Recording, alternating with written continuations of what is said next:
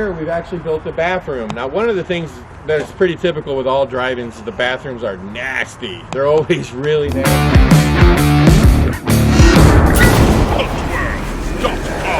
Hello everyone, we're back again to upload a vintage haunted house video that I made. Don't know exactly when it was made. My guess is around 2012, maybe. That would be my guess.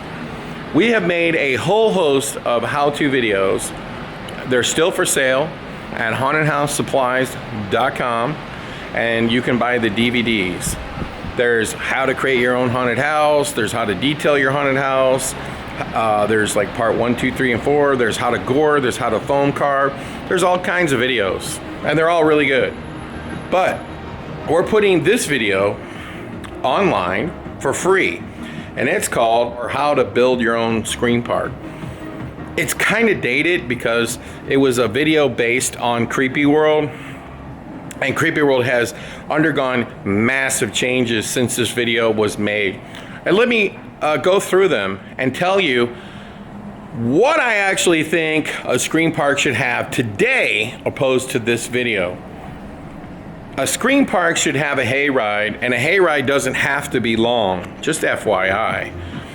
If you come to Creepyworld's hayride, you'll see that it's not super long and people love it and it's upcharged. And I would suggest everybody do their hayride as an upcharge because it takes, not everyone will buy it, which is good, and that means it can operate more efficiently. We also use for our hayrides, like, they're not flatbed trailers, but they're like, you know, like kind of like flatbed trailers that we've put rails all the way around so people can't fall off, and we've lined it with hay. The good thing about those is literally the customers can just step right onto the hayride, which makes it easier. I also think that Screamparks today shouldn't be all about haunted houses. It should be about experiences. So having a midway with like food, maybe a retail store, some 5-minute escape rooms. At Creepyworld today, we have a big giant movie projector, and we actually pay to lease a movie, and we show those movies and have hay out and whatnot. We've also bought lots of big giant monsters from Unit 70, and they're all over the place where you can take photos with them. Also, we have done a small pumpkin patch that you walk through that is also another upcharge, so that is definitely different. And we've also scaled back on how many haunts we have. We've just made them better, we've done fewer of them, and I think that actually is better than having some massive attraction that takes people 2 hours to walk through. And that's how Creepyworld used to be. Things have changed. The other big thing that changed was Creepyworld used to have a queue line and a tent, and we got rid of that, and we created huge queue lines in between each haunt, which helps break people up between, and then we have actors roaming around in those areas, which we feel is much better. And then in the main queue line, the first queue line, we have a video mapping show that happens, and we're actually considering doing a freak show in there instead. So, whatever. But a Screampark should be about multiple attractions that are very different and unique. And a 3D haunt fits in perfectly in a Screampark. And by the way, I have a Screampark for sale. I mean, a 3D haunted house for sale called TerraVisions. And I also have a set of artwork called for a Sleepy Hollow theme. If you need any of that information, just reach out through blacklightattractions.com. Go to the contact page, reach me, and I'll get you the information. But anyway, so now on with this video. I've shared a couple little tips. I would say the biggest tip, though, is to try to sell most of your tickets online, which we do. And it works out way better in terms of being able to upsell attractions, because it's harder to upsell attractions on site. It takes a lot longer. So whenever your people are able to add them online, much more successful. So anyway, without further ado, here is a video that we made about, I don't know, 13, 14, 15 years ago. It's called How to create your own haunted scream park. Welcome to a new video from our company. This one's called The Ultimate Screampark, how to create the ultimate screampark. We have one of the ultimate scream parks right here in St. Louis. It's called Creepyworld. We've never filmed here ever before. This is the first time we've ever filmed here. The place is gigantic. It's literally 7 acres and it's all themed to the bone. We have 11 different haunted attractions here. We have animated bands, that sing songs. We have a pumpkin display. We have all kinds of fun stuff going on here. The main emphasis of doing this video is to help put you on the right track to have the ultimate scream park, to give you some tips and some insight of things that took us years and years and years to learn, okay? We're going to make another video called How to Detail an Outdoor Haunted House. That's coming soon. But right now, we're going to show you some of the tips that you need to create the most ultimate scream park. But don't forget to go to hauntedhousesupplies.com, and we have a whole full line of videos that show you everything from how to do gore to how to do detail in a haunted house. We're also coming out with a new video called how to train your actors, the ultimate guide to scaring people. There's all kinds of videos, and they're all on hauntedhousesupplies.com. That's not the only thing we have on Haunted House Supplies. We have all kinds of safety equipment, props and sliding gear. I mean, you name it, and it's on hauntedhousesupplies.com.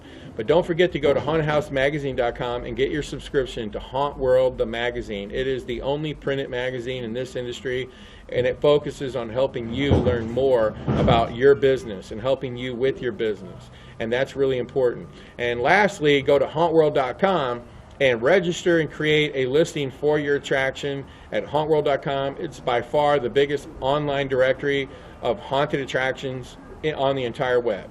Now, are you ready to take a journey across a gigantic scream park? Are you ready? Because here we go.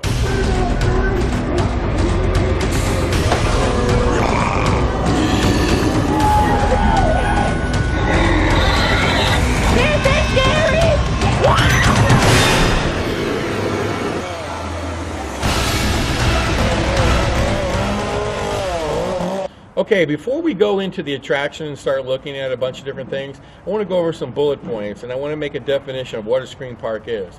A scream park is a lot different than a haunted house, because a haunted house has typically one big long attraction. The whole idea behind a scream park is that you have multiple attractions that are different in theme or style or whatever. Now let's go over some of the most important attractions that you really should consider for a scream park. A hayride is kind of essential. We're going to go into that later. I don't suggest you do a big one. I suggest you do a small one, so it just adds the flavor to the scream park, okay? A corn maze. We're going to talk about those later. A haunted forest. Those are easy, simple, and cheap to build. Of course, every scream park needs a haunted house, okay? That's a must. Here at Creepyworld, our haunted house is a trailer haunt, which we're going to talk about as well. There's all kinds of other attractions as well. You can do pig farms, outdoor, we're going to talk about a drive-in later. A 3D haunted house is absolutely necessary for a scream park because it gives you a whole different look, a whole different flavor, okay?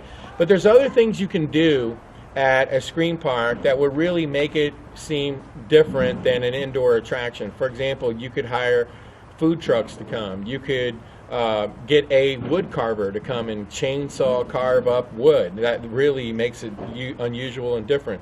Here at Creepyworld, we have a giant pumpkin display, and people love the pumpkin display. We get a lot of photographs taken at the pumpkin display. We also have a ghoul band. It's an animated band that sings songs and entertains people. You could also do a black maze, which those are really easy and cheap. But a lot of scream parks will also do things like magic shows. They might hire like one of these carnival sideshow freak things where people are spinning fire, or they're doing crazy things like swallowing swords. And all these kinds of things can be considered for a scream park. I mean, they're all options to put on the table. Another really cool thing that you can do is a midway of games. And they might generate interest. A carnival would be great if you had the parking to do a carnival, because their lights, they bring in a lot of people. It makes it seem like it's a lot bigger than it really is. And just scare zones. You can do lots of scare zones. When people go to these theme parks like Universal, they call an attraction, out because, there's a long corridor and there's actors that chase you back and forth, and all it really is a handful of props, some fog, and guys with chainsaws. So there's a lot of things you can do at a screen park that you can't do indoors. There's a lot of things you really need to consider too when you do a screen park. Like, you need to buy a lot of tarps, okay? When you have really bad weather, if you're closed down for, you're open from one weekend to another, it's beneficial to tarp things, especially things that could be damaged. If you have any kind of animations, you want to put them in like waterproof boxes so that that they can't get damaged. There's all kinds of things. You really want to have a lot of gravel for where people walk. You want to take a lot more precautions, like on ramps. You want to have non-slip paint. I mean, there's just all kinds of like little things that are very important. But there's a lot of cool things that you can do in a screen park that you just can't really do inside. You can have a lot of chainsaws. In a Creepyworld, we have 10 guys running around with chainsaws chasing people. You can have big open spaces where people can be chased and run, where you can't really do that in a haunted house because you got a lot of mazes. So there's a lot of benefits to a screen park, but the biggest benefit of all is the fact that you can have multiple different style attractions. On the marketing side, it's really important. Like with Creepyworld, we talk about that we have 11 attractions for one price in one location. That's like our slogan. And maybe next year we'll be up to 13. That's our goal, to have 13 different attractions, 13 attractions in one location for one price. These are all like marketing advantages that a screen park has. But I think that you lose those marketing advantages when you want to try to get so many attractions that you've watered them down to a point where they're really not perceived as an attraction. And I've seen some places even say like a black hole tunnel is an attraction. It's not an attraction. I mean, come on. Build a real attraction and call it out as an attraction, okay? And that will work to your advantage for a screen park. There's so many things you can do in a screen park that you just really can't do at a warehouse style haunt. The advantage for a warehouse style haunt is the fact that they can have more cool effects. They can have better looking scenes, maybe. They can have all kinds of things, that you can do, and you can leave it up year round. Whereas like a screen park can have lots of chainsaws. You can even have flame effects. A lot of places like this can, have flame effects. We have quite a few of those here at Creepyworld. You can have a hayride. You can't do that indoors. So there's advantages to both, okay? And so whenever you're building a screen park, you got to make sure that you're maximizing the benefits of a screen park if you really want it to be successful. So now that we've gone over a few of those things, let's talk about some of the different attractions. Let's show you some of the different attractions. And the first thing we're going to do is we're going to show you some tools, some really heavy equipment that you really need to make a screen park successful. Whenever you do a screen park too, there's a lot of things that are really important if you really want to function correctly. And one of the things you really need is some heavy equipment, okay? And you need quite a bit of it, actually. And I'm just going to walk around and show you a few things that we have here at Creepyworld that are absolutely a necessity. At a screen park, there are so many different things you need. Like, for example, you need four-wheelers, okay? One of the reasons why you need a four-wheeler, especially if you have limited parking, you got to drive around and look at parking, or you got to drive on the other side of the parking lot, because typically a screen park has a lot of parking. Okay, so four-wheelers are very, very valuable. You can also strap, if you get the ones like this with the racks, you can strap gasoline jugs on it or different things if you got to run around the park on a whole nother side and take something somewhere. It comes in really handy. Another thing that comes in really handy is a gator.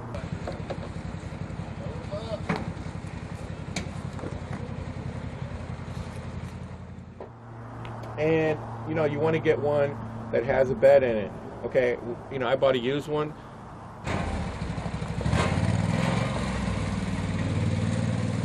But these are great because if I need to gravel, which we talked about graveling, I can fill it up with gravel. I can haul a bunch of gasoline somewhere if I need to, and that's great as well. And I can tell you 110%, whenever you're doing a screen park, you're probably going to need generators. Even though we have full-blown electric here, we still need lots of generators. So that's one of the things you have to consider. So whenever you have generators, you're going to need gasoline. You're going to need to move that gasoline around. The gator comes in real handy. Another thing that you really could use is a beat-up old truck like this one. This is what they call a dually. It's not a great truck, you don't even have to license this truck, okay? Because this truck really doesn't leave the property. But this truck comes in very handy, especially if you fill it up with gravel. You could go on your hayride, for example, with a truck like this, and you can just shovel the gravel off where you need it. It's a great truck to have. And as you see right here, this truck is full of gas cans. It never seems to not have, you know, gas cans everywhere we go. Now let me tell you about another piece of equipment that you have to have if you're going to do a screen park, and that's a Bobcat. I bought this Bobcat brand new several years ago, and we did our screen park in the old days without one.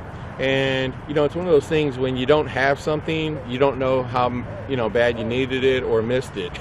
Okay, but we really need this piece of equipment, and I'll tell you why. You don't just get a Bobcat for one thing, because you can put forks on it so you can move heavy stuff around, which we do all the time. As you can see right now, this one's got a bucket on it, so we use it for gravel or grading or whatever. But we also, and I really highly advise this, we also bought another attachment that drills holes, an auger. So literally you drop this thing and you just drill holes non-stop. When it comes to pulling the tent down, the Bobcat comes in handy. You know, if we didn't have the Bobcat, we wouldn't be able to do the things that we do here at Creepyworld. I mean, it would be literally impossible without the Bobcat. So I know it's a big expense. Whether or not you have to rent one for the season or whether you have to buy one, you need one.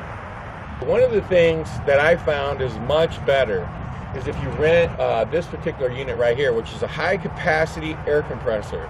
It powers everything in Creepyworld from one spot. Now, it does take a lot of gas, and it takes a lot of, you know, maintenance. You got to check the oil and check the gasoline all the time. But it's actually more affordable and cheaper for us to rent something like this opposed to buy something and then trying to keep it working and get power to it. Because when you're out in the middle of a farm, power is always going to be a problem for anything. Fog machines, air compressors, anything that requires a lot of electricity, especially when it rains, can cause a problem. So we suggest that, you know, you rent an air compressor like this, especially if you're going to do any kind of air-driven animations at your attraction. Every haunted house has to have a maintenance room, and they have to have an actor's room, okay? And one of the cool things that we've done here at Creepyworld, because we don't have any buildings, is that we built an actor's room in a truck trailer, okay? And we put a deck, you know, with stairs to get in it. And as you can see, we built shelves, we built racks for our costumes. I just got it. I beat Luke to it. I told him, I don't know why you got it. We have a station here for makeup and airbrush. And if you come up here, we have all our shaker cans. Our chainsaws are ready to go. We have masks on clips. We are just 100% ready to go. We basically have everything that we need in one spot to try to keep this place running, because that's one of the things about an outdoor attraction that you have to really understand, that these attractions take way more people to operate. You need more actors, you have to have parking staffs, okay? That's one of the hardest aspects of running a screen park is parking, because if you're parking people in big open fields, you know, they can just park all over the place. It'd be chaotic. So a screen park is actually a lot more expensive to operate than a normal haunted house in a warehouse that might have some lots around it, okay? So they are more expensive to operate, and I do suggest strongly that you have multiple repair guys, because, you know, you have more things going wrong because they're exposed to rain or weather, wind or whatever. So it does take a lot of maintenance, so you have to have a nice maintenance trailer, and you have to have a nice place to store all your equipment.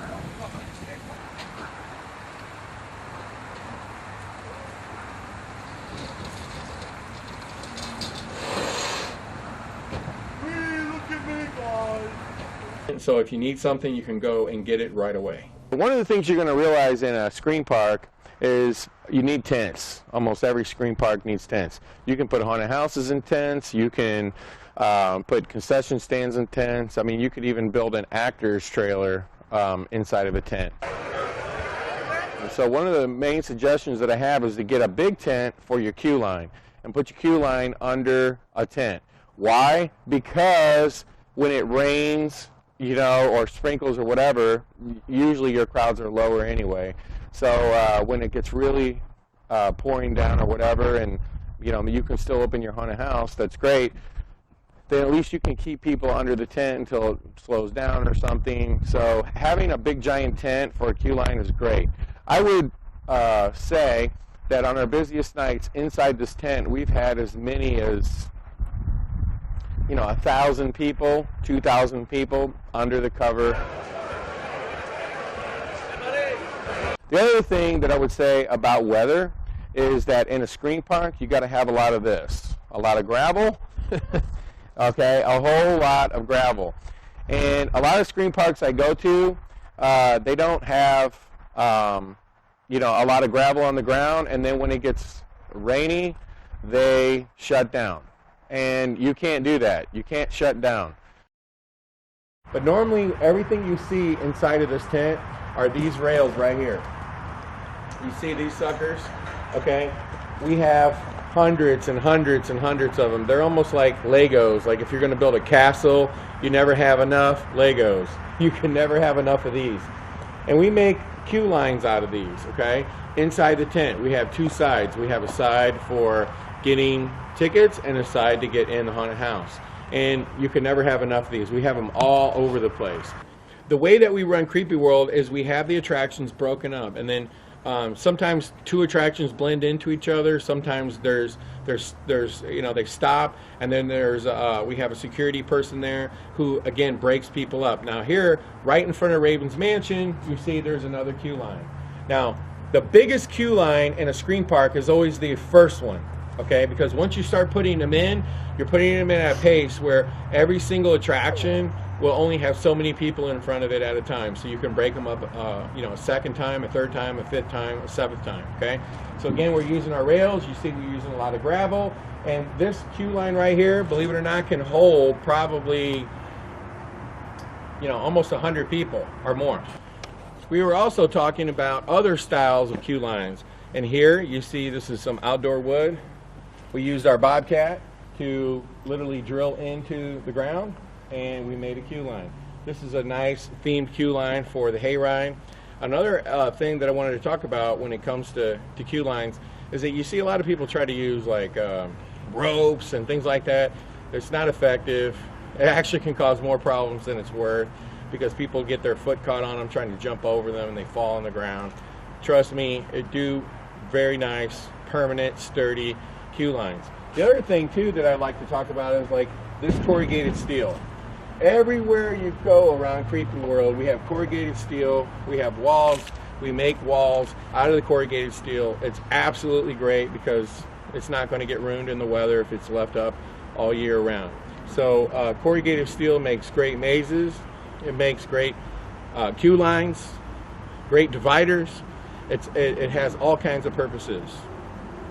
All right, the next thing we're going to talk about is a ticket booth. Now, if you have a screen park, you can build, if you own your own property, you can build a permanent ticket booth, okay?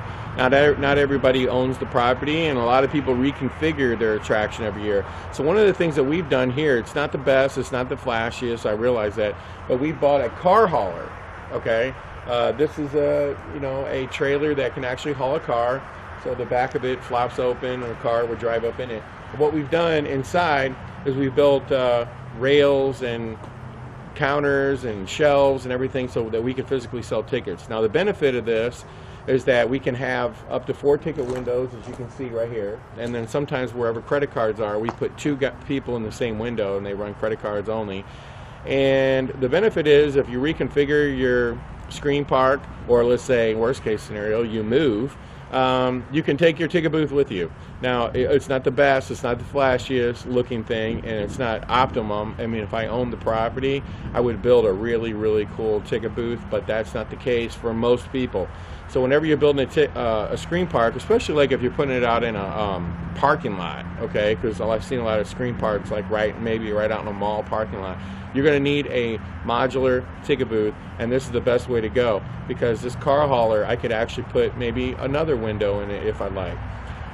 So there's this good suggestion for you when you're doing a ticket booth at your screen park. One of the keys to having a successful screen park is safety. You need to make sure your attraction is safe, okay? There's a lot of ways to keep your attraction safe. For example, your electric, especially when you're running around like in a forest or anything else. Keep the extension cords, if you're using them, or any kind of electric off the ground. We do that very easily here by running stakes, and then we tie the electric type cords or whatever off the ground. Anywhere where you have any kind of plugs where you're plugging stuff in, we put plastic around that and zip tie it on. Try Ziploc bags. Ziploc bag over every single place where you have things are getting plugged in with zip ties or tape, and make sure you keep water out of anywhere where you can get electric. And if you can, at all possible, keep your electric off the ground. That can be very easily done, especially with trees. You can run them up through trees or whatever, but keep your electric off the ground, and wherever you have plugs, make sure they're Ziploc bagged so they can't get water in them. Another key thing is with safety in a scream park is trip hazards. Because a difference between a regular haunted house and a scream park is typically in a scream park you have a lot more room to run, okay? So when they see a lot of room to run, they do, okay? So you got to protect everywhere there could be a potential trip hazard or anything like that. One of the things that I like to do here at Creepyworld, just for example, as you see these hay bales, I buy tons and tons and tons of hay bales. So I like to put the hay bales over wherever the tent stakes are. So everywhere I put these hay bales right over the stakes themselves. Anytime you're doing a scream park and you're outside, is you've got to have non-slip paint on any ramps. Any and all ramps have to have non-slip paint. Now let me show you. Come around the corners. You cannot have wood, okay, in a scream park because it does rain and it's very slippery. You've got to have non-slip paint on everything. You see here, wood's starting to show, but you see the rest of it is the non-slip paint. If you come over here, you can see the difference between wood and non-slip paint. You see how nice and thick it is? This keeps it nice and safe in the rain. And remember, a haunted scream park, okay, people are running, okay, so you have to make sure that wherever they can go, they don't trip over anything, fall over anything, or they can't slip on anything. So make sure that you have a lot of, anywhere you have ramps or anything like that, you have non-slip paint on everything. There's all kinds of ways to keep places safe. For example, here at Creepyworld, we have a lot of warning signs that warn you about what you need to do to stay safe, and we have those all over the place. I highly suggest those.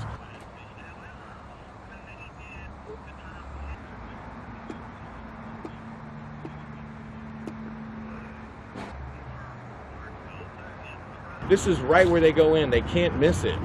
There's another warning sign right where they walk in. There's other warning signs that just emphasize different aspects of the attraction. Make sure that you have a lot of warning signs all over your attraction. Not only do we have warning signs out for people to see, but they're also on the tickets themselves. They're on our website. They're everywhere. So make sure that you have a lot of warning signs in general everywhere. Whenever you're doing a scream park, it's very important that you try to utilize as many different attractions as possible. With a scream park, you don't have to have one kind of thing. You can have multiple attractions.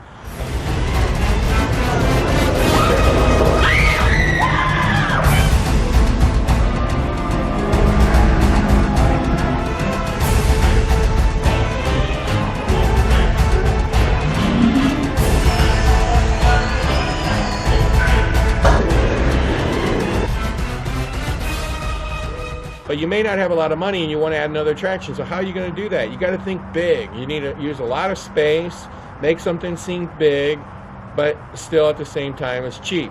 Here's an idea for you that we did at Creepyworld, and I'm not suggesting that you do this. What I'm suggesting is that you think big and you think, like we showed you with the corn maze, we could do that. We can actually build that. We can make it look really good for not a whole lot of money. So we had a big space, and we wanted to make something that we could leave up year-round, so we built a drive-in.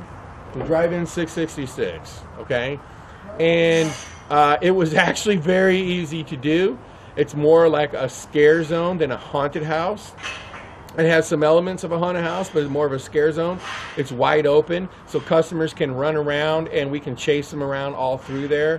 And it gobbled up about 10,000 square feet. So it seems like a big, legitimate attraction, but it was done very affordably, and it added like a big impact. The first year we had it, everybody was excited about going to the drive-in. Now, a couple keys to the drive-in. We did pay to rent the movie. We paid a company so we could have a license to show a movie. This year we're showing Evil Dead, the brand new Evil Dead. So it's actually showing on the screen, which is done just simply with a projector.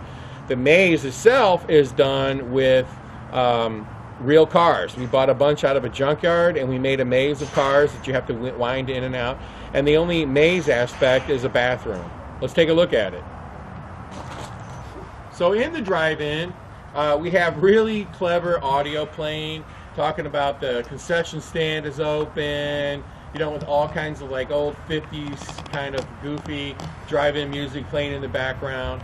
We have a projector room which also doubles up as a concession stand.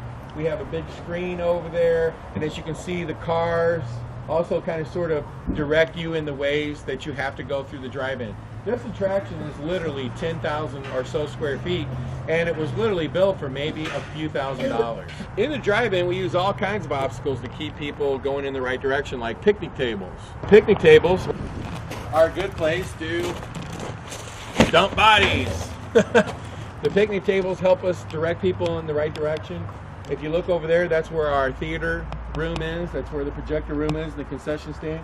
And over here, we've actually built a bathroom. Now, one of the things that's pretty typical with all drive-ins is the bathrooms are nasty. They're always really nasty. And you see, we have a fake door for women, and we have an entrance door for women. And then the middle would have been like, you know, it's like also some kind of storage shed or something where they're storing their materials and stuff.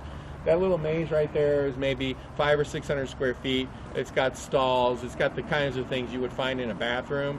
And it just kind of sort of broke up the monotony of doing nothing but getting chased around cars while a movie's playing. It was a great attraction. It's very big, and here's the concept. Think big, especially if you've got a farm or a lot of space and you're trying to gobble up space. You know, think big, think out of the box. It doesn't have to be a haunted house. It doesn't have to be anything. It has to be something that you can make look realistic, okay, for very little money, because most screen parks are really big and gobble up a lot of space. A screen park, when you'll notice, like a lot of amusement parks, they retire attractions after so many years, okay? And that is typical of most screen parks. And you probably should do the same thing. Every year, maybe add an attraction, maybe you get rid of an old one. But one of the things we did in our drive-ins, we built signs, like advertisements in a drive-in. Like over here, you got Raven's Mansion. Once you check in, you'll never want to check out. Honeymoon suites available. If you look over there, one of our biggest attractions is Silo X, future nuclear power. There's a sign over there. Okay, and over there was the ice cream factory. So we had a lot of fun with the drive-ins. Now let's take a look at some other things. Every screen park can have a corn maze, even if you don't have 50 acres and so on and so forth. If you're trying to do a scary corn maze, all you really want is a maze through corn. I've done it that way, and it's really cool, okay? Just a couple issues that we had. The first year we realized, well, you got to keep it watered. Okay, so we learned that. Number two is that deer like to get in them and eat the corn off the corn stalks. And when deer get into a corn maze, they trample everything. They ruin it, okay? So you have to keep deer out, okay? Okay. And then one year we actually had a lot of rain, and it kind of sort of ruined the corn maze because they all got demolished, okay? So we kind of sort of gave up the idea of growing corn, okay, and having a corn maze, even though it was really super cool, okay? So we came up with a different plan.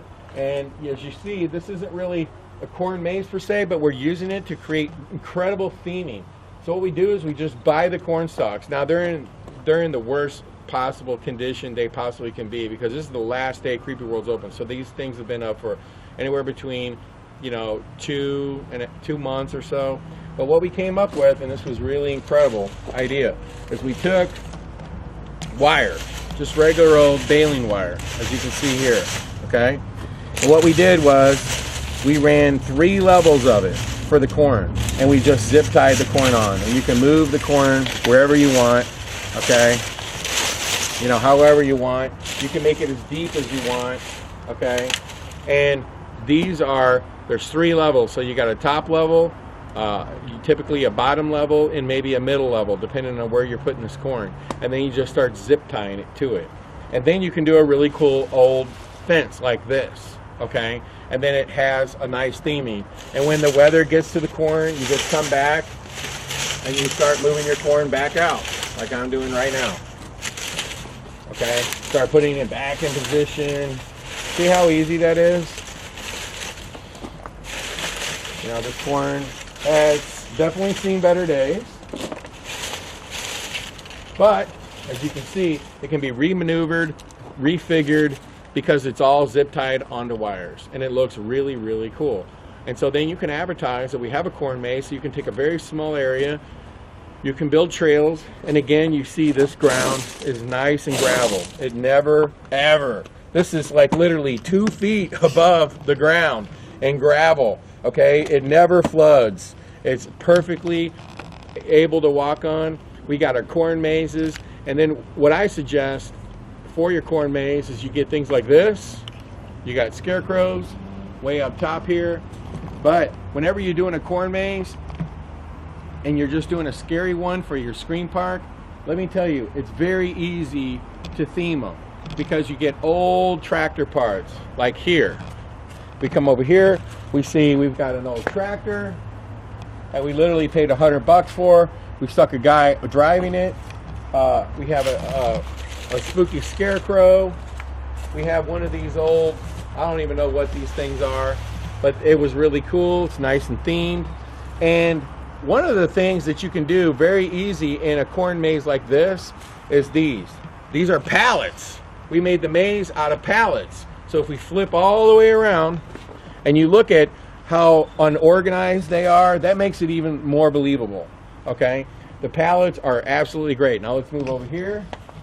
We bought this old unrestorable truck, okay?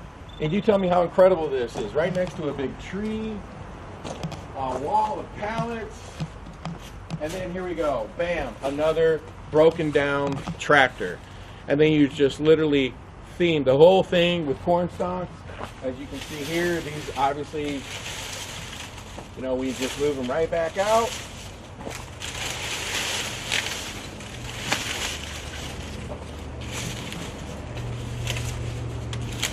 You know, your corn maze gets repaired and fixed. Very easy, very simply. Space them all back out again. Because sometimes the wind will move them around. And look at that, it looks like it's brand new again. There's just so many cool things you can do. You can make an outdoor maze very easy out of pallets, old broken down trucks, old tractors, corn, and that is an incredible attraction for any screen park. Yep. Now we're going to talk about hayrides, because hayrides seem to be the staple attraction of most screen parks. What is the best way to do a hayride? That's what we're going to talk about right now. And now we're going to bullet point everything I think about a hayride, okay? The different kinds of hayrides. You have stop and act, which is where you have like little scenes where the hayride stops, they act out a scene or a special effect, and then, you know, something happens, and then the hayride moves on, okay? A lot of hayrides do it that way. Now, if you do it that way, remember, that's the slowest possible way to do a hayride. And I'm going to strongly suggest that if you do it that way, that you have a ton, and I mean a ton, of parking, because it will literally bring your hayride down to a crawl unless you're willing to commit to lots of tractors, lots of trailers, and a lot of everything else, okay? So I don't suggest you do it that way, even though that would be the most safe theatrical. The other way you have it is just never stops. It just goes through the hayride. Effects happen, animations pop out, or actors come and, you know, try to scare the customers or whatever. And if you use a trailer like the way I described, actors could literally jump on the hayride, say with a chainsaw, for example, and literally scare people and then jump back off. Okay, that would be a lot faster, a higher throughput. You have a long hayride, you have a short hayride. A long hayride would be just like literally driving around forever through the woods. I don't suggest that. Again, you better have a lot of parking, a lot of tractors, and a lot of trailers if you plan on being successful. You could do a short hayride like we have here at Creepyworld, which, so what it is, it's just a element of the overall experience, okay? So you got the taste of, instead of having like a 5,000 square foot mirror maze, you have a 1,000 square foot mirror maze. So you experienced it, you know, and it was part of the overall event. That's how I would recommend to do it. Some other bullet points is, another type of hayride is a paintball hayride. You know, it's very expensive to operate a paintball hayride. It's probably the most expensive. The paintballs are very expensive. The guns clog.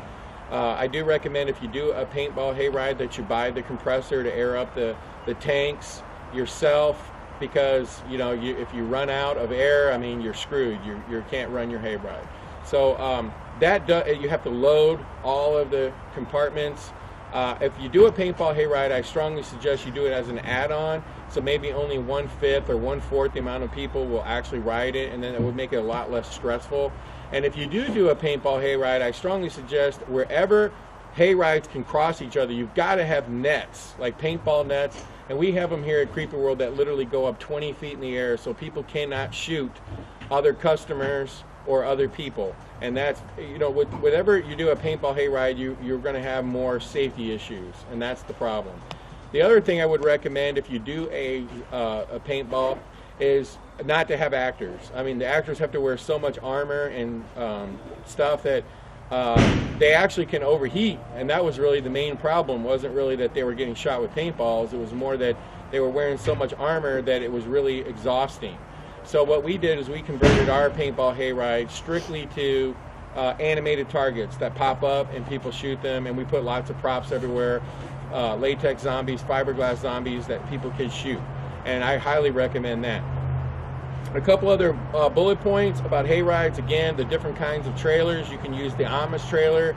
I don't recommend that. They are expensive. It's easier and more universal to use the flatbed trailers. You can get people on and off a lot quicker.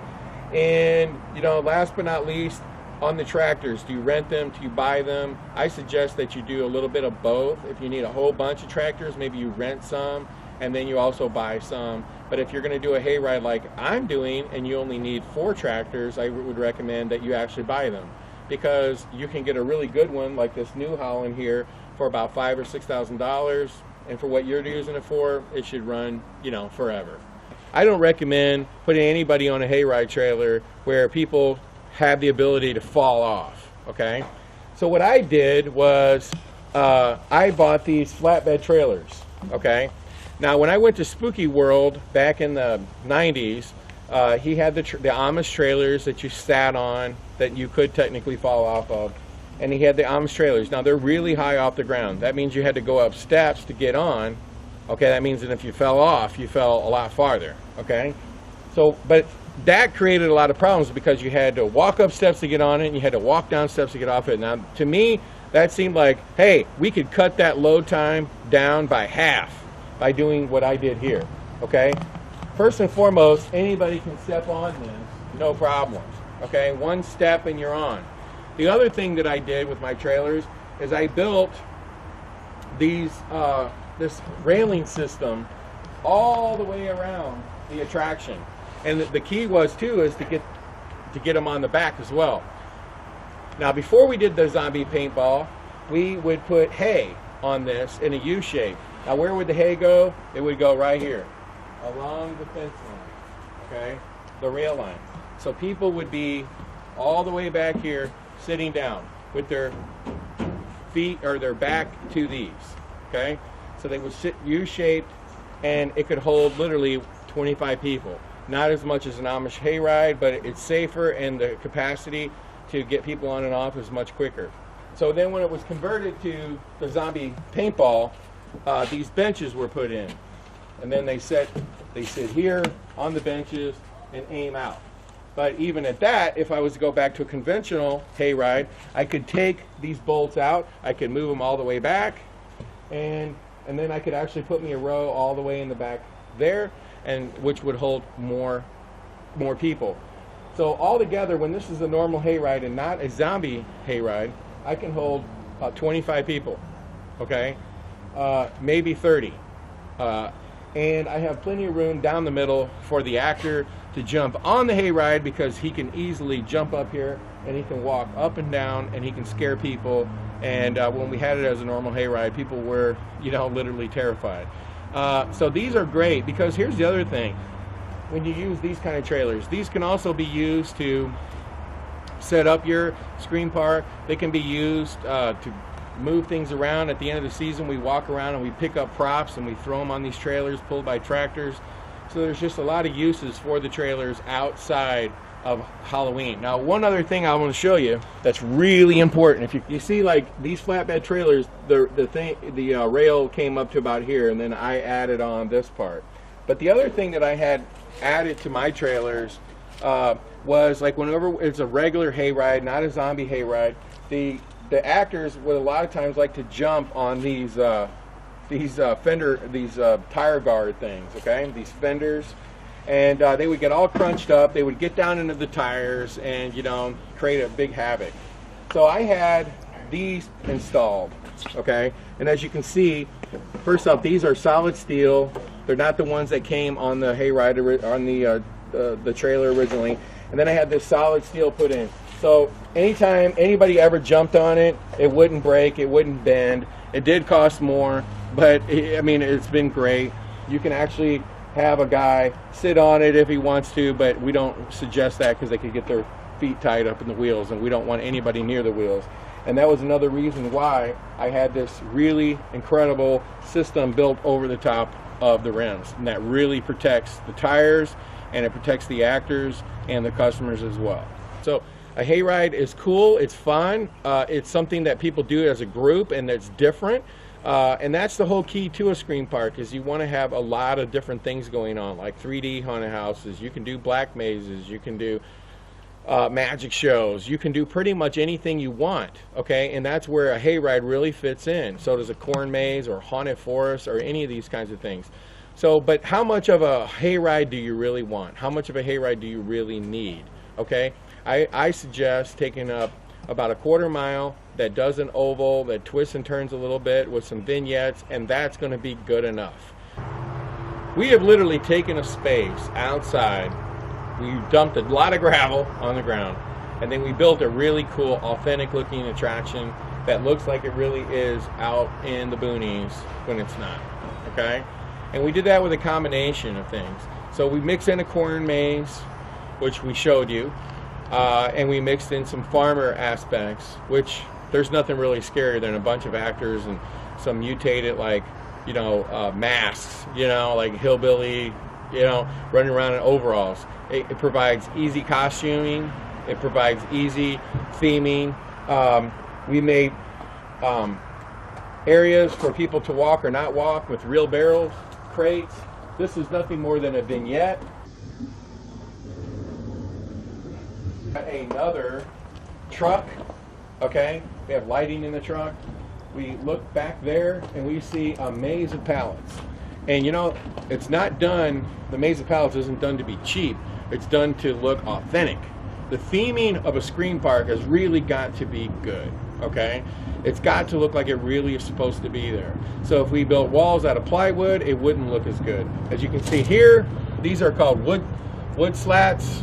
They're like old farmer wood, okay? These make a very nice authentic wall. We've got a combination of vignettes, trucks, crates, barrels, you know, pallets, you name it. Here, come with me. You mix in more vignettes, you mix in more pallets, some high, some low, some fences high, some fences low. And if we look at all of our pallets over here, we got them high, we got them low, we got them medium, we got them all over. And as I said before, we have clothes that the actors can actually hide behind, plus their clothes for the customers to push their way through, which really adds a really cool dynamic, and it really makes it a little bit more believable. Here, come over here and let's check out the farm. This may look like a real barn, and it really does, the way it's peeling. It says hogs for sale. It's not really a real barn. We have a hog farm. These are really cool hogs, and it really was nothing more than getting mulch and throwing it on the ground with some bloody stuff, and then some really cool sound effects of real hogs. Anytime you do an outdoor event, you're going to get rain, you're going to get environment, and it is going to have some level of impact on everything you do. With our hogs, you know, they have had some damage. We buy lots and lots of latex, and every year we repair them, and we're on like year 4 with these hogs, and every year we will try to repair them. That is one of the elements, but you're also trying to get realism. So whenever you're creating attractions for outdoor theme, what are some themes that you can use that you can easily create that environment? And a farm, a corn maze is one of the easiest ones to do. As you've seen, taking a combination of old trucks and tractors and hogs and vignettes.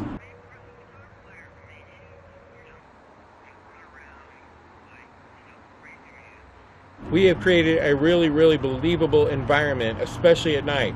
And then when we add in, over here we have a flame machine really close to people. It'll shoot up in the air.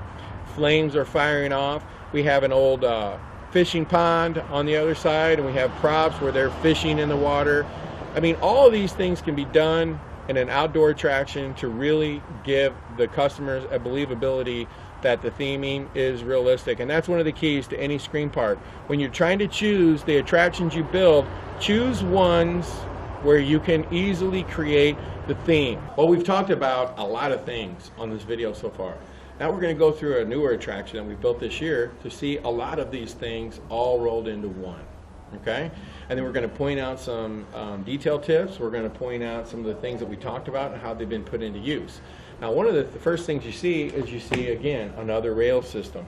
So the way that Creepyworld runs, okay, is you go from one attraction to another, to another, to another. It's nonstop. We don't give people the option of, say, you can go over to this one, then if you'd like, you can go to that one, and then go to this one. You have to have an enormous parking lot to do that.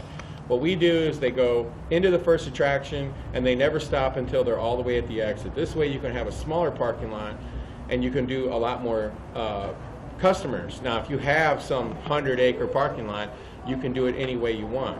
But that's not how we do it here, and I recommend that you do it the way that we're doing it, because it keeps the customers in a more controlled environment, and I believe a safer environment. Now, in this queue line, you see we've used the corrugated steel to maximum benefit. We've used our wood rails, and then in this particular case, we built a whole entire barn. Okay, so I'd like to invite you in the barn and show you some of the things that we've talked about in this video. Now, again, getting back to the theming, we made a barn, and we did, you know, a lot of pallet walls, a lot of old farm props everywhere, pigs, scarecrow monsters, monsters in the ceiling, gunny sacks. We were able to get old props like this. I don't know what this is, a snow plow or something, and you just kind of sort of throw it in. I wanted to mention the hay bales. We got this big pumpkin monster out here, and what do we have to keep you away from them? Hay bales. And hay bales are themed, right? They're themed with the theme in general, okay? You can have big monsters out at your screen park, as we have here. A big giant animated monster. We built a shed over the top of them. We have corrugated steel up there. At the end of the season, we'll just plywood right over the front of it, and whammo, he's done. And what are we using again? Hay bales. We want to keep people away from them. We want to have something themed. Hay bales. We built this really, really incredible vignette. It's like a mansion that you will actually walk through. It's an old farmhouse or whatever. And all of these things are incredible. You know, any of these kinds of things that you can pick up. Old milk jugs, all kinds of stuff. All of this stuff is really going to add a lot of uniqueness to your attraction. Old mailbox. If you look way up on the steeple of this house, we actually have a guy up there.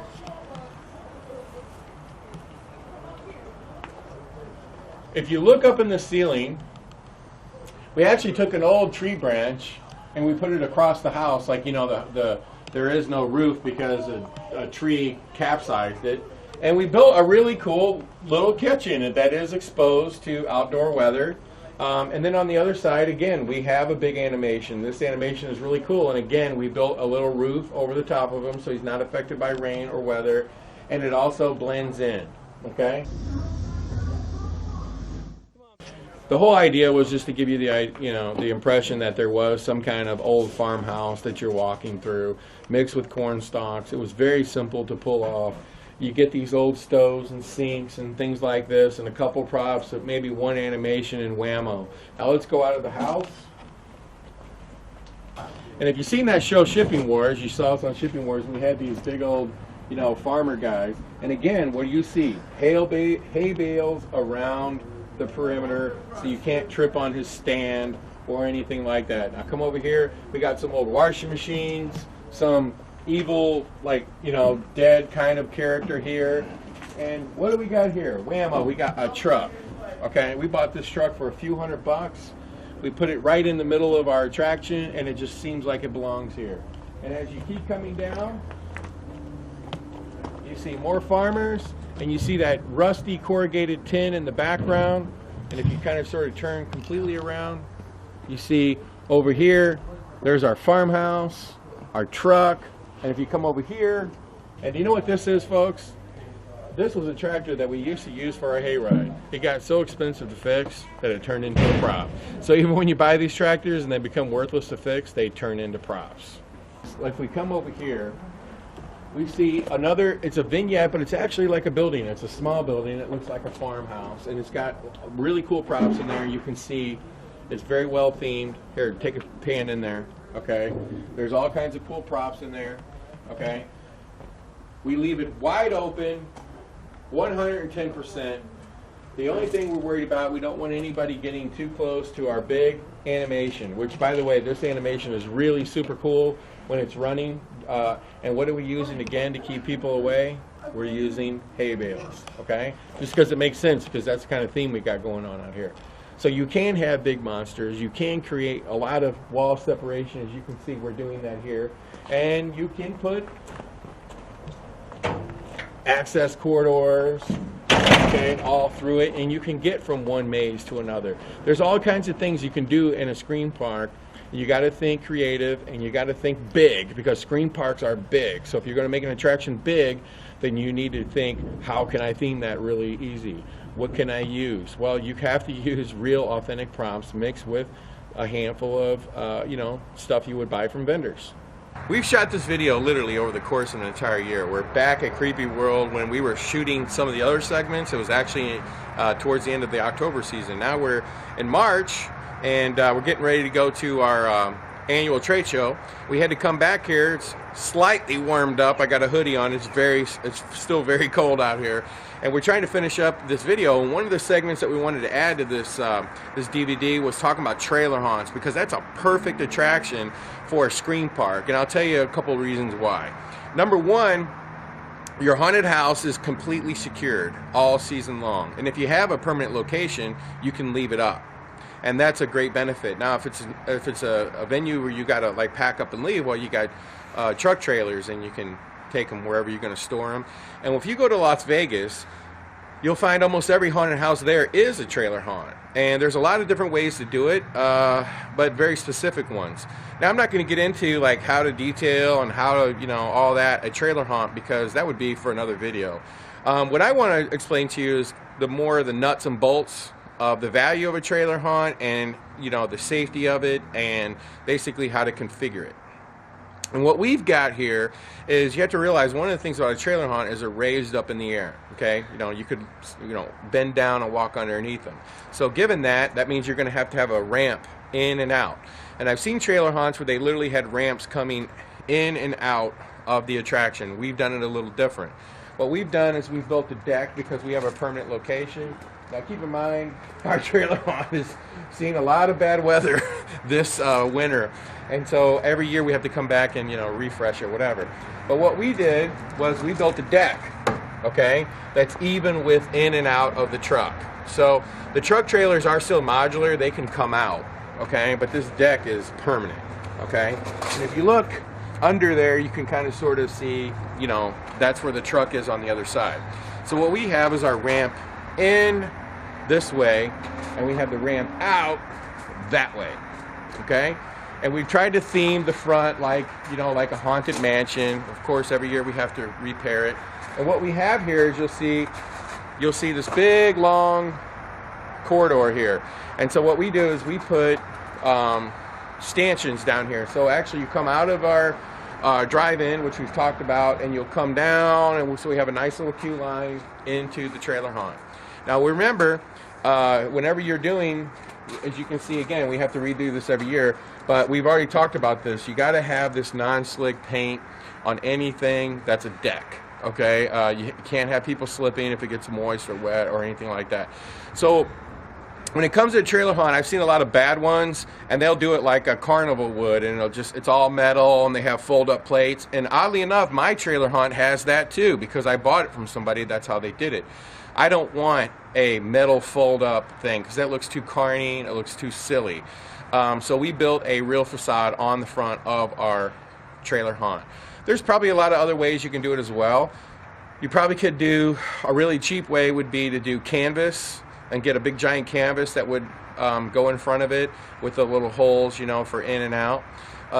So that's another way to do it. But you know, I wanted to do it all out, so I built a whole mansion facade that disguises the metal truck trailers. We don't want people to know they're in a truck trailer. That's the whole idea. And I think when you see those in a carnival, that's exactly what you see. You see, you know, it looks silly, okay, in my mind. So now that we've identified all the different ways, you know, that you can get in and out, the way we have ours configured, it's a 6-trailer configuration. So if we can step back here a little bit, over this way and turn around, this is a truck trailer, and then there's another one to the side of it. So there's 2 together to make, you know, a front. Okay, then there's 2 that go back, and then there's 2, you know, in the back. So what that does is that makes roughly a 4,000 square foot center section. So the way that our truck trailers work is you go in trailer number 1, which would be right here. Now turn the camera this way. That would be truck trailer number 6. Okay, so this is 1 behind here, and that's number 6. Okay, and so you've got 2 sitting side by side, 2 going long ways, and then 2 identical matched up to these front 2. So you have a nice, like, octagon, or not octagon, rectangle. And so you have a rectangle, and so the way that we've done our truck trailers is you go in basically, which would be the very, very end of a truck trailer. So in other words, the wheels would be on that side, and this would be the hitch. And so you have to cut a way into it, okay? So you have a way in, and then you got to have a way out of these truck trailers. So you got in and out. And then you go in long ways, and then you're going to have a cut to the right, and then and then on our 3rd truck trailer, we come out back into our courtyard, okay? And then inside the courtyard, you can literally build anything to match your theme. On our attraction, we have what I would call a, it's like we built a barn, a garage. We put a real truck in there. We don't put a cover over it. It's just camo netted. And so basically, this whole attraction is about 6,000 square feet. The truck trailers come up with about 2,000, and the courtyard makes 4. That's a pretty big haunted house, 6,000 square feet. It isn't gigantic. Now imagine just for a moment if you took this and put it up against a forest. So you'd have a truck trailer haunt sitting in a forest. So then you would have your courtyard, which you could make a greenhouse. You could make, something that matches the mansion. But when you get out of the mansion, you could send it into a cornfield. You could send it into a farm. You could send it into the woods, whatever. And it just makes it bigger. So like, let's say you have a haunted woods, okay, and you want to add a haunted house. A truck trailer would be the perfect thing to add, okay, because you can put it as the entrance to your haunted woods or your haunted cornfield or whatever. So it breaks up the monotony a little bit. So you have a mansion along with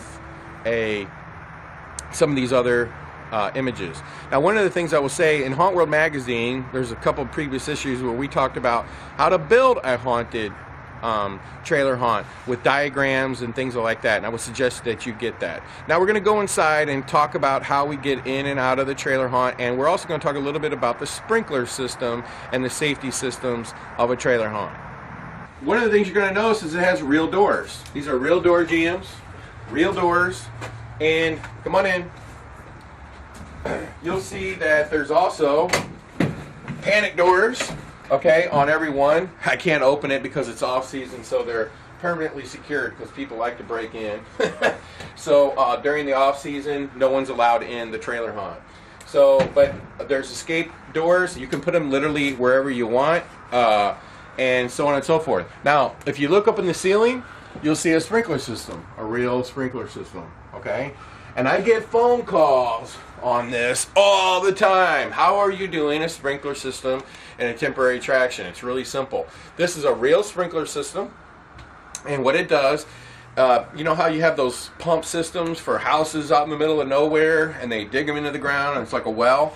Well, that's what this runs off of. It runs off the same system that gives water to a home that has no, water lines, okay? So you have a motor that actually puts pressure on the sprinkler systems from the pump, from the well.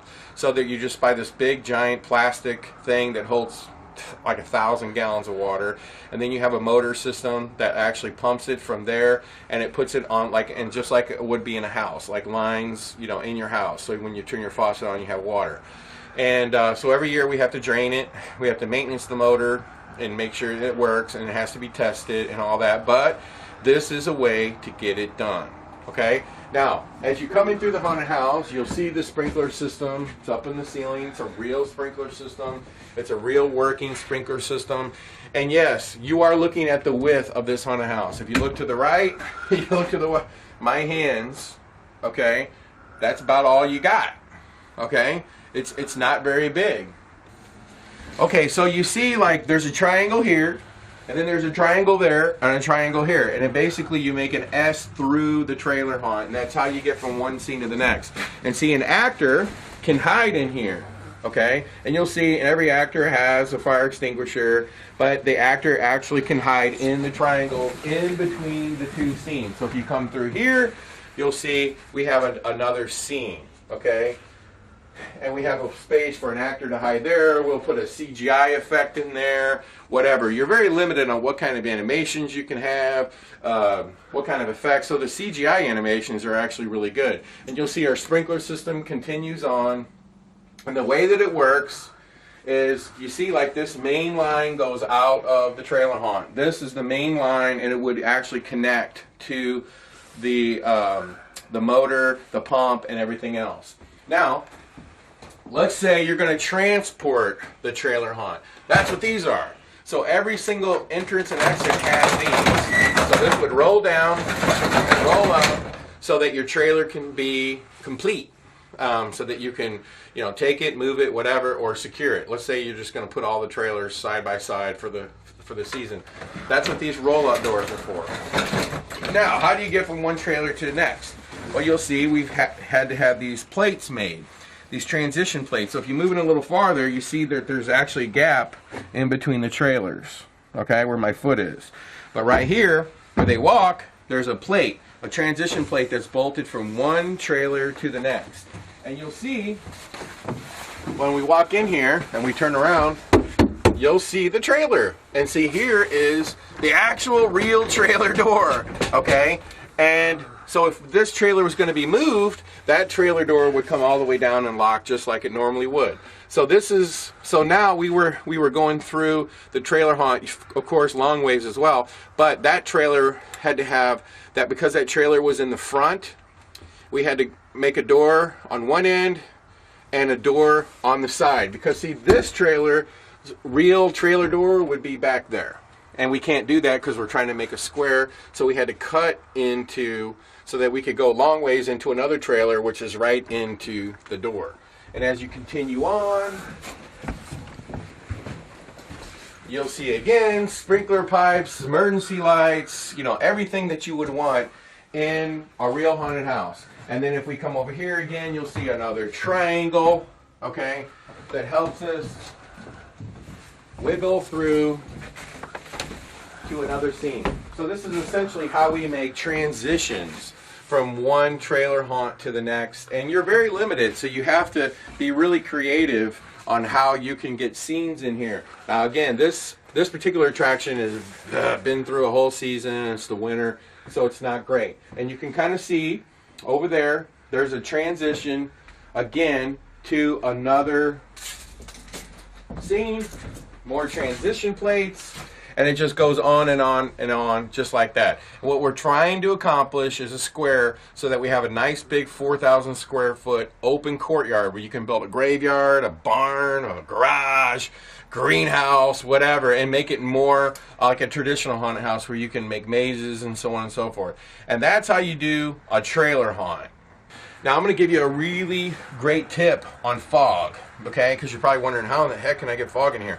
Well, what you do is you run the fog tubing under the trailer haunt, and what you do is you drill holes and then you put like little steel plates on the ground, and then you pipe your fog in from the underside, and that makes it a lot easier. And then if you come here, I'm going to show you.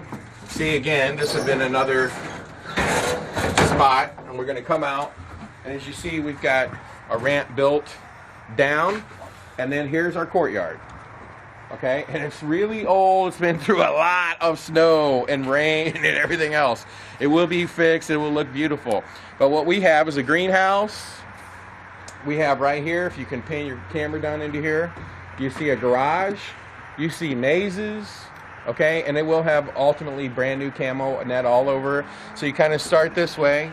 You go through the greenhouse, through another part of the greenhouse, you know, into, like, there's a scene over there. It leads to the garage with the truck, and it leads to some kind of like workshop, and then it comes back up the ramp and it goes back in. So now I'm actually in trailer 4, and this is like supposed to be some kind of boiler room or something like that, and there's tools and so on and so forth. And then again, if you come down, and, you know, we're trying to make it, you know, we got electrical boxes. This is a spark fence. You see, and you got like another triangle through. Okay, and then you see we're in trailer 4. Every trailer's got an emergency door, you know, right there. So it has another ramp to get out. This trailer haunt is very safe. You can't go very far in it without having an opportunity to get out of it. Okay, and that's the key. A couple suggestions I would make about trailer haunts is when you're doing sound systems and stuff, get the ones where, you know, you can do the sound, okay, with SD card, you know, so everything's kind of sort of contained right where the trailer haunt is. So we're going to show you the ramps outside, and then hopefully you really have a better understanding of how a trailer haunt works. Now, a lot of times whenever you're doing these trailer haunts, sometimes try to think of scenes to do that actually can be put onto the wall so it makes it look bigger. Like, see, for example, we've done these crypts. So they're flush on the wall, crypts on the other side, okay? Now, that seems natural, like the crypts would be on the wall, you know what I mean? So it gives the impression that you have a lot more space than you really do. And I wanted to mention, like right here, I was talking about the fog. Okay, see this little grate down here? The fog comes in from underside of the trailer haunt. Okay. Now let's go into the back and take a look at those ramps for the emergency exits. Here's our emergency doors on the back side. So there's 1, 2, and 3. These are made of solid steel. Okay, and they got to be level with the door. The door's got to be able to open, obviously. And we got this like studded steel so you can't trip on it. And to get out of the trailer haunt, again, you see 1, 2, 3. These are just emergency doors. That's it. Because you got doors going in and out in the front, but you got to have doors coming out in the back. And every single one of them is a panic door. That's very, very important. So that's our video on how to create the ultimate Screampark. Our next video is going to be how to detail a haunted Screampark. This video was more about helping you make right decisions or build right attractions or whatever to making the ultimate haunted Screampark for your town, for your city, for your dreams, or whatever it is. Hopefully we've helped you accomplish that. I want to thank you for taking this journey with us, and don't forget to go to hauntedhousesupplies.com, where we have a whole bunch more videos on how to build haunted houses, market haunted houses, to you name it. Until next time, we'll see you on the Fright Forum at hauntworld.com. Hopefully you liked the video of how to create your own scream park. This is one of the few of our how-to series lines that we're going to upload. We're going to upload this one, and we're going to upload the Create Your Own 3D, so you can check those out at the Hauntworld channel. Make sure you like and subscribe and ring the bell, ding, ding, ding, ding, so you can get notifications, because we're uploading all kinds of new content, not content from 15 years ago, but content that is relevant today. And you know, these videos that I'm uploading, a lot of them are still very relevant. I've had a lot of comments about that. So leave a comment, let us know what you thought of this video. Tell us what you think is different today. So thanks for watching, and until next time, pleasant screams. For scary videos and more, subscribe to our YouTube page, hauntworld.com.